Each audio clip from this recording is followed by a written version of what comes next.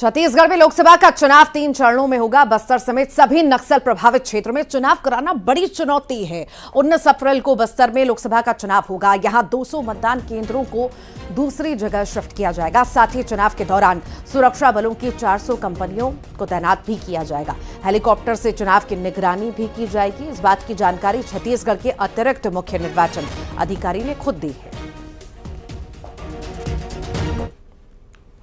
चुनौती से कम नहीं। और अगर छत्तीसगढ़ की बस्तर की बात हो, माओवाद प्रभावित क्षेत्र की बात हो, तो अलग ही चुनौती होती है। किस तरह की चुनौती है चुनाव, और उसे शांतिपूर्ण तरीके से और इसके साथ ही साथ निष्पक्ष चुनाव कराने के लिए निर्वाचन आयोग कितनी मुस्तैद है। हमारे बीच मौजूद हैं अतिरिक्त मुख्य निर्वाचन पदाधिकारी नीलेश महादेवन क्षीरसागर सर। हम बात करेंगे सर, बस्तर में किस तरह की पूरी तैयारी की गई है निर्वाचन को लेकर? इसमें बस्तर जो हमारा संवेदनशील क्षेत्र माना जाता है, तो उसमें जो तैयारी पूरी हुई है, उसमें खास तौर पे जो संवेदन क्षेत्र के अंदरूनी क्षेत्र के जो हमारे कुछ मतदान केंद्र है, उनको जो हमारा सेफ लोकेशन के यहाँ शिफ्ट करने की कार्रवाई जो भारत निर्वाचन आयोग के परमिशन के द्वारा होती है, वो भी लगभग इस तरह से 200 जो बूथ है उनका शिफ्टिंग भी पूरा उसको मान्यता ले लिए है। हम सभी पॉलिटिकल पार्टीज़ को भी इसके बारे में बताया है।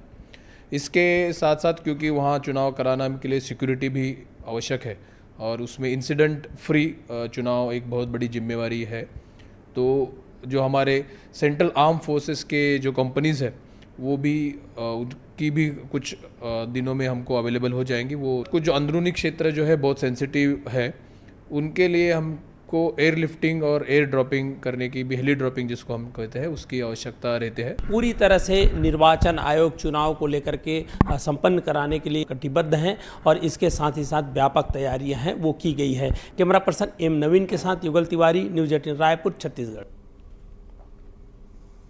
और अब